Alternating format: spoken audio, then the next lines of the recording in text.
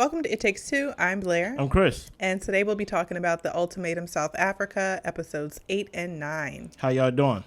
Good. Y'all sure y'all doing good? Yes. Listen here, I need y'all to subscribe, like, share, comment, all the above. Blair, you ready to walk us through these two last episodes? Yes. Please do. So now Ruth feels that she effed up. Yes, you did.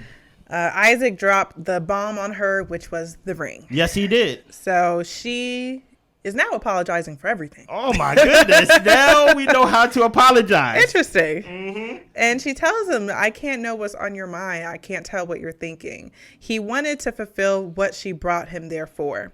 He tells her that she keeps pushing him away. Everything she did was based off what she thought and what she was feeling. He could have let her know where he stood. What is your thoughts on that? Honestly, while I was watching it, I felt like he probably should have communicated with her so that she would know what she should and shouldn't do. That's fair. But I do feel like this was probably, as messy as it was, the best course of action. Because they really don't need to be together. Oh, don't say that. Blair. I don't think they need to be together. They both, I mean, they're in a long distance relationship. It doesn't seem like either of them are making an effort to move to where the other person is. And when they are together, they're arguing. So I think Ruth should have went through the process how she did. And if it makes Isaac change his mind, possibly, I think Isaac, if you were going to propose, then, you know, that's up to you and your decision, but this is the process to where anything could happen. No. So at first I was with you, Blair, but I had to jump off. Okay. Now you know how to apologize, as we joked about. But now you apologize for everything. Your face wet. Now you're crying. Mm-hmm. Now you're feeling guilty. You brought me here to fulfill an ultimatum that you wanted, right? You was the one that basically jumped ship from the ultimatum that you offered me. I understand. She says, how do I supposed to know what you're thinking? Well, how about just be faithful? Let's start with that. How about don't sleep with somebody else? Just that simplistic. Just that nobody, as far as we know, slept with anybody else on this show. Okay. Why you got to be the one to sleep with somebody? Mm-hmm. That's what I'm thinking. Mm-hmm. Like, out of everybody else had kisses, everybody hold hands, everybody seen each other naked and things like that. But out of everybody else, you got to be the one that slept with somebody else. Mm-hmm. And I understand that in some ways, well, not even some ways, most ways, Isaac, you haven't shown yourself to at least care about what she think, even taking passive-aggressive shots at her when she didn't do nothing to you. Yeah. This is in the beginning of the season, y'all, to where he basically was just being mean to her for no reason, trying to make it a mean experience for her. I'd rather her just say, listen, when we entered this experiment, you was mean to me, you was nasty to me, and I just wanted to feel good. Something across those lines, right? Uh-huh. But don't try to put it on some, I don't know what you're thinking. Mm-hmm. I don't know what you're going to do. Well, most of the time when a guy proposes or plan to propose, the whole element is surprise. So I'm like, if you brought me here for marriage or else we're done, you kind of ejected yourself from this before we got to the end. You didn't trust the process to make it to the end. You ended it in the first trial when there was a whole nother trial after that. Okay. That's just my thoughts. I'm not getting off that soapbox, y'all. I'm sorry. This like 3-4 episodes strong of me on this, but I'm sorry. So Ruth takes a walk with SZA. Yeah. She fills her in on the ring situation. Facts. Ruth wants him to do what's right for him at the end of the day, whether he decides to stay or to leave. Mm-hmm. SZA talks about the gift situation and how all of that went down. Yeah. Kanye got Nkateko a t-shirt and Speedos. She asks him if he'll be proposing, and Nkateko thinks Kanye needs to patch things up with his mom. And then they have a conversation of basically Kanye's like, well, you're always moving the goalposts. It's one thing, then it's another thing, and now it's this with your mom. Like, when is it ever going to be enough? Yeah. The thing that sucks about Kanye is that she's bad at giving gifts. Yeah. I can't even, you're mean to me, you're nasty to me, and all these things, and at least I could be like, at least she's good with giving gifts. But she's not. So It's like, you really have no good qualities that we see so far. But continue. Right. So it's 1 week until the decision day. Yeah. Lindela is hurt that SZA wants or misses Nkateko. Okay. He feels that he's lost her already. I don't think she really misses him, to be honest. You don't? No. I think she's playing her cards close to her chest. I think that gift kind of made her like I don't want to say she's playing him, because she's not playing him in the sense of she don't want him. I just think like, you could have did a better job in that transaction of repairing that or making her feel secured. And I think that gift put questions in her head, but I don't think that it's like, oh, I want this guy instead of that guy. I think she still want Lindele. Yeah, I think she wants Lindele too. But I do think, like you said, with the gift situation, and maybe she's feeling like Lindele's not sure. So now she's contemplating all of what she believes to be her options. Yeah. So, well, it's ladies' night and guys' night again. Aiden shows the guys the engagement ring he got for Courtney. Nkateko is constantly going back and forth on if the relationship with Kanye is worth it. It's not. Lindele has had moments where he has lost his confidence. Genesis doesn't want to step into a marriage with someone who isn't fully sure of him. So everybody's kind of on edge, except for Aiden. Aiden is just like, I'm doing this thing. Hey, guys, look at this picture. You know? Well, Kanye thinks marriage is in the cards. She's ready for it. She's telling the ladies. She thinks that they just need to focus on each other. SZA feels that things are different with her and Lindele. Tabi says Genesis is trying everything he possibly can. Yeah. Tabi asks, why did SZA bring the gift back? And SZA felt like it was an FU to her.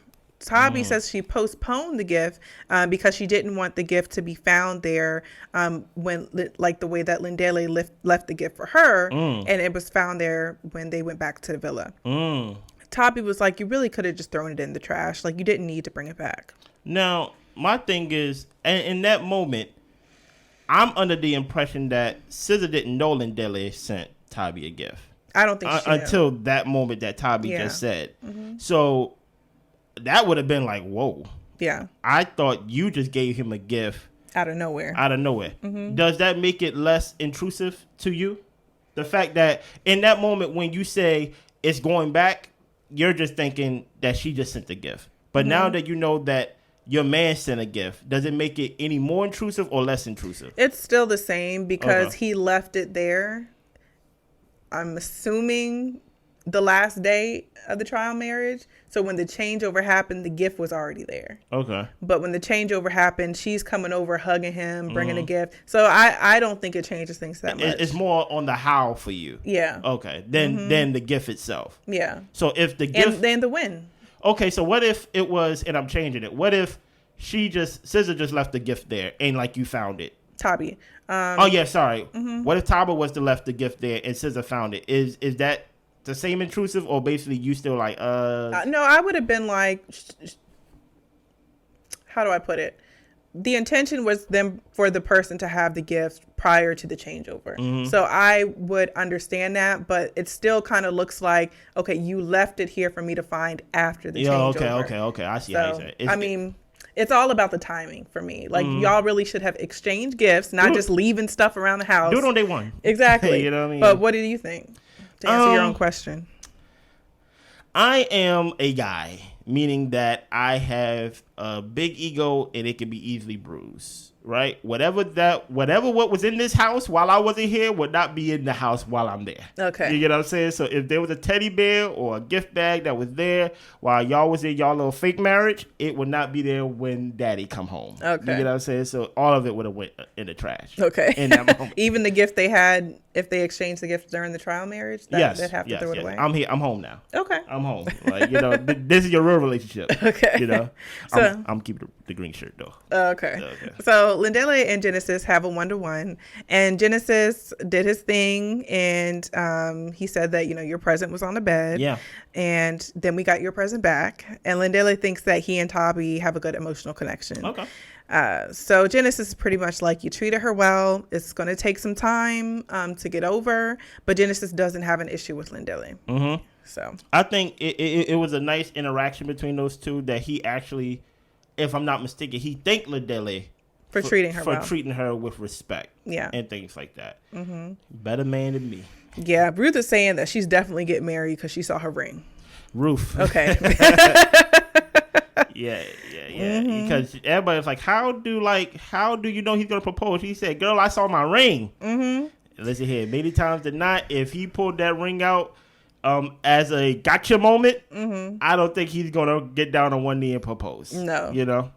So Kanye asks, well, do you think you really know who you're marrying? And Ruth doesn't think she knows him completely, but she's happy with him. And Kanye asks why she gave Nola so much access to her. And Ruth says she wanted to have sex, period.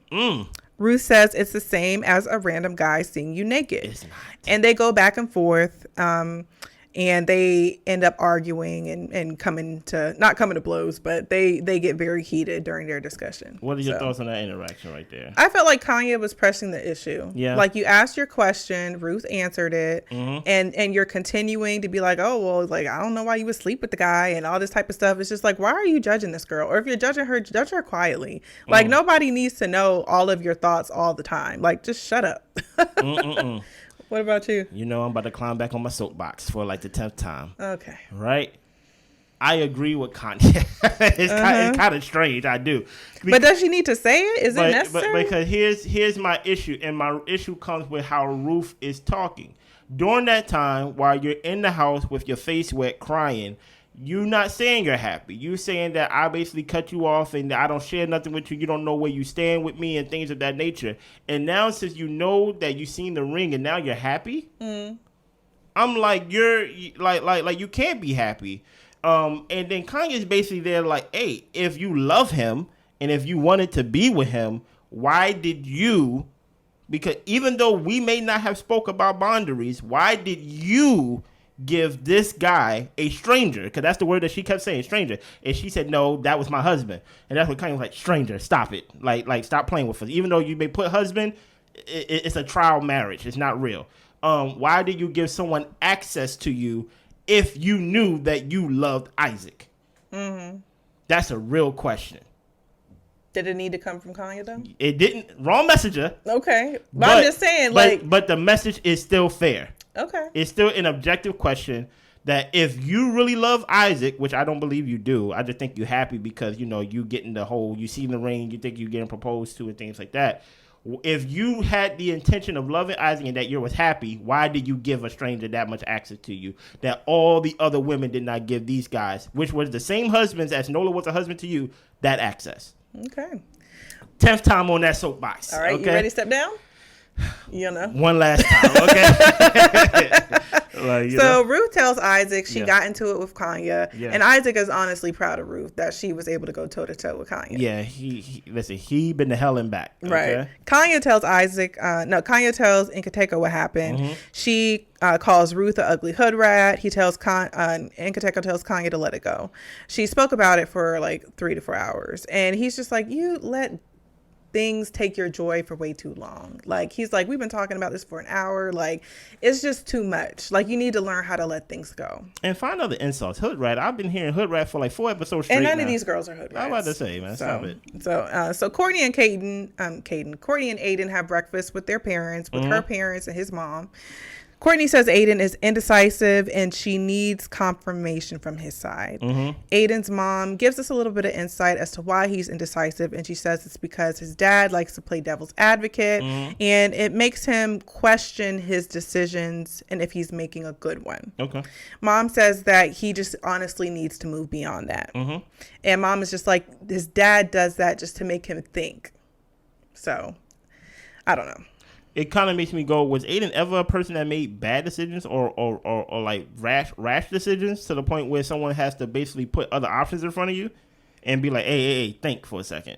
You know, who knows? I don't know. To me, the way they put it, it sounds like his dad is just a butthole. Really?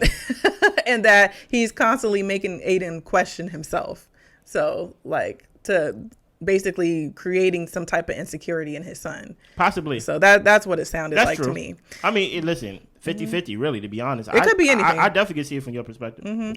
So Aiden's mom pulls Courtney for a chat. The mom doesn't know what Aiden's going to do, but she knows that her son needs to make a decision. Even if it's the wrong decision. I talked about this, I think, last episode. Yeah. Listen, a decision is better than no decision. Because, believe it or not, as bad as it may be, a wrong decision can take steps to be corrected. No decision, we can't do nothing with it. Right. So Courtney's parents see more confidence in him. Yeah. He tells Courtney's parents that he wants to propose, and he asks them for their blessing. And Yeah. they are so happy. They get to crying. The dad shakes his hand and tells him to look after her like she means the world to them. Mm-hmm. Dad tells him, you know, you have to have a career. And he Hey. says he's been looking every day, but the proposal is going to prove his decisiveness to her. Dude, you think that he's taking the right steps in this? I think he is, but if he doesn't have a job, I don't think he need to be proposing right now, honestly. I think it's the wrong decision, Okay. but I'm happy it's a decision. Okay. I'm happy. Why is it wrong? Because he ain't got no job. Mm-hmm. You know what I'm saying?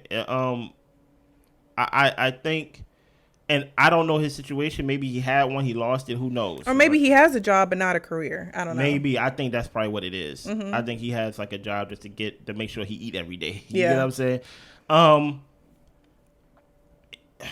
The only reason why I say it was wrong is because, what's that last line you said? You said he's doing this to prove to Courtney about his decisiveness to her. Yeah. That's wrong. Mm-hmm. That's the wrong motive. He needs to be doing it because it's what he wants. It needs to be your decision, and that you love her. Right? And that you are willing to look after her, basically how the father said, like, she means everything to us, you know? So if you're doing it to prove somebody's point or to basically be like, here, you happy now? I think you're kind of like on that line of like not being happy. Yeah. Because you're not putting your happy. You should feel happy that you're doing it. You know what I mean? Not always thinking of making someone else happy. Yeah. Because what's going to happen is you going to keep putting somebody else's happiness ahead of yours, thinking you're doing a nice thing, thinking you're doing a commendable thing. And then that's when years down the line, you go blame them for saying like, you know what? I did this for you. I did this for you. I did this for you. And no one asked you. Yeah. You know what I'm saying? So that's the only reason why I think it's wrong. Because of that last line you said. Okay. So Ruth is meeting Isaac's family. Finally. His sister, his cousin, and his friend. Mm-hmm. So Moses thinks Isaac has kept her a secret because he wasn't sure of her. She gave him the ultimatum because their relationship needs to grow. The sister says, you know, you bring someone home when you're ready to settle down. And that's how they do it in their culture. You don't just bring around people you're dating. Yeah. They ask if she's sure of him, and she says no, but she says she's joking, but she says that she's very sure of him. I don't like those backhand compliment jokes. Yeah, she doesn't like that he goes out and comes back all hours of the night. She says, you know, to have sex with me, then have your, I don't know what I was trying to say there. She basically saying like, all you have to do is you can have your time, but you have to give me my time. That means have sex with me. That means you give me attention, hold hands and things like that. And then you can have your time. Right. Yeah. So Isaac says that he needs to be himself in his relationship, though. He doesn't want to change who he is. Moses tells him, if you do what she needs, you can do whatever you want to do. Like, it's not about giving anything up. It's making sure you're catering to her. Yeah. So his family tells him that he's unsure. Moses says if they stay together, they're going to be two miserable individuals. And I concur, Moses. Absolutely. Me too. Yeah. Well, it is the final night of the trial marriage. Yeah. Courtney and Aiden have like a beach sushi night because that's how they met on the beach. Yeah. Courtney tells him he needs to deal with his fear of marriage. He's seen most people's marriage fail. He knows he needs to change his outlook and be confident in his decisions. Yes, trust me. When you're married, everybody will give you their reasons why it will work, and everybody and why it won't. And they're both wrong. Yep. You get what I'm saying? It just is what it is. Ruth and Isaac. So they toast to the beginning of many wonderful things. Ruth is thinking they love the idea of being together, but maybe not actually being together. Okay. Ruth is battling between her heart and her mind, but she says that she does love Isaac. With Cesar and Lindele, they went through some hard things during the process, but they're still here. Okay. Genesis and Tabi, they're looking at old pictures of when they were together years ago. They look so young. And they're matching shirts and they're eating popcorn. He feels insecure about her level of uncertainty. Even if he proposes and she says no, he knows that he was able to take a big step in his life. That's fair. With Kanye and Nkateko, he bought her a dress. She wears it for the evening while they have dinner. He tells her that she is a blessing in his life, and he's talked about wanting her, and she wants him to show it by proposing. She's like, you're doing all this talking. I need to see it. So it's funny because you have never gave her an opportunity or the floor for her to express how she feel about you. Mm-hmm. You over here talking about she's a blessing, lying to this girl. Yeah. And things, or maybe you don't know what a blessing is. Right. You know what I mean? But yet I have yet hear her express what she does for other people or how she feels about him and things of that nature. She just like, well, I know you're serious if you're proposed to me. Yeah. I'm not with it. She's pretty much like, gimme. Yeah. Like she's not willing to give anything, show any love or care. Mm-hmm. Like it's hard to see this relationship. Yeah. And honestly, I don't feel bad for Nkateko because not at all. You're deciding to be in this relationship. Preach. So you really need to free yourself of this toxic lady. Free yourself. So, well, Nkateko and SZA meet up for closure. Which was strange. He says the second trial marriage has been a roller coaster. Mm-hmm. He's learning how to love someone unconditionally. She asks if he is over her, and he says he's not over the good things that happened between them and her good qualities. To me, he's over her. He just likes things about her, but I don't think he's into her. It just he had a moment of peace. Yes. It's not even about her. Right. It's more about the peace from where he came from. Exactly. Yeah. So she's not over him, and Nkateko asks if they both decide on each other, could we continue on, and we're left on a cliffhanger. Stay there for a second. Uh-huh. Read that second line, something across the line. You said something about, I'm learning to love someone unconditionally. Who said that? Nkateko said that. Yeah. You're choosing to live a miserable life. Yeah. Right? You think, hey, this is the way of I get to actually love somebody for themselves. And I'm like, yes and no.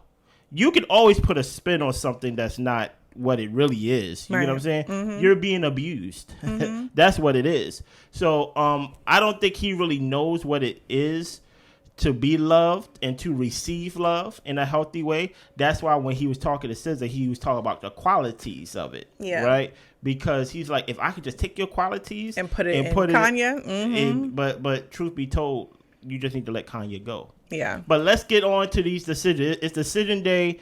In the next episode, stick with us. Let's go, Blair. Episode 9, yes. Yeah. So Nkateko gives Kanye a promise ring, y'all. Whoa. He promises they'll stay together so where they can get to a place to where they can get married. Mm-hmm. She said that she didn't come here for a promise ring. That's fair. She walks off, and she doesn't think he's serious about her. He thinks that there are still issues that they need to work on. It's not issues that y'all need to work on. I don't think y'all need to be together. But he who lasts. Like, at the end of the day, he may be the type of person that don't like confrontation, but at the end of the day, he gets the last laugh because you don't get what you want. You want an engagement ring, and you don't get that. Yeah. So, I don't fault him for not being ready, but don't give her no stupid promise ring. Yeah, that's kidding. Just tell her you're not ready. or just say we're done. Yeah. Lindela knows SZA is the person he wants. Mm-hmm. He gets on one knee and proposes. She says yes. Okay. So they are engaged. We are back to Kanye and Nkateko. Mm-hmm. He wants her to trust him. Yeah. He still just talks, but doesn't show her that he's ready. Mm-hmm. Kanye is like, I need a deadline. He starts by saying her birthday, and she was like, you said my birthday last time. That's a whole year away. Like, she's like, I'm not going to be waiting around. So she walks off again, and the ultimatum says to marry me or move on, and she says she has no choice but to move on. That's fair. And I think that's fair as well. My thing is, you said you was going to marry her. Don't be scared of this girl. If you want to be with her, be with her. Mm-hmm. Right? But I don't think you should. But even with you not being with her, I think he needs some healing too. Yeah. Yeah. Aiden proposes to Courtney. Yeah. She says yes. Of course. Isaac brought the engagement ring before the experience. Mm-hmm. He came to the conclusion that he loves Ruth, but he knows that she deserves better than him. It's not you, it's me. She doesn't like how he's made her feel, and she thinks they should end the relationship. They hug it out. They go their separate ways. What is your thought on Ruth? I was like, that is the best thing. Y'all do not need to be together. I really don't think y'all like each other. And I think when Ruth said before, like, I think we like the idea of each other. I think that Ruth likes the idea of marriage. I think she likes the idea that Isaac is here. We're this old. We might as well get married, but y'all really can't stand each other. So I think they made the best choice here. Yeah. I like the dramatics of him pulling out the ring and putting it back in his jacket. Yeah. So you thought. He who laughs last. I think that's how it goes. He who laughs last. last. Laugh. Last. Well, whatever, right? Continue. So Genesis wrote a letter for Tabi. Yeah. And she reads the letter. By the end of it, it's a proposal. And she says yes. Mm-hmm. He wrote a letter to her family as well. Not for her to read because she's looking like she's about to read a letter. Mm-hmm. But no, this is for your family to read to let them know that I would like to take your hand in marriage. My only criticism is if you go write somebody something, you should read it to them. That's Okay. my only criticism. Okay. And that's where we end. Listen here. By the reunion, which couples will still be together? Which couples will not be together? What is your thoughts overall, as well as you answer that question? I think everyone who proposed is going to be together. So I think Genesis and Tabi, SZA and Lindele, Courtney and Aiden. That's who I think not going to be together. Okay. And I think that for the couples who aren't together, I think they won't be together. All of them except for Lebo and Nola. I think they are going to be back together. You think in so? the same spot. Unfortunately. I'm going to throw a monkey wrench in there, and I'm going to say Courtney and Aiden not going to be together. Ruth going to be with Nola. Interesting.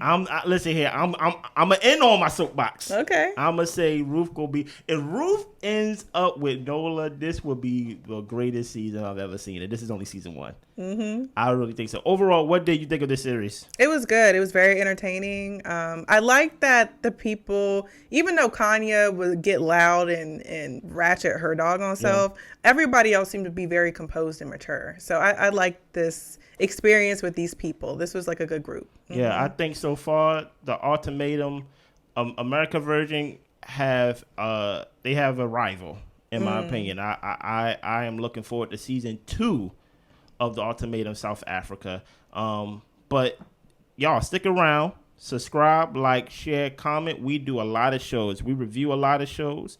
We do a lot of we have a show called What is the Scenario, where you send us scenarios and we basically make it a community show to where people comment on it, we give our opinion on it, and we hoping that as that grow, it will grow to a show that you will find entertaining. Yes. So far, it's just entertaining to 50 people, but so far, and to us. But I wanted to grow. I wanted to make it very, very entertaining. But thank y'all for watching. Thank y'all for subscribing. Anything else, Blair? That's all I got. Y'all be good. Bye.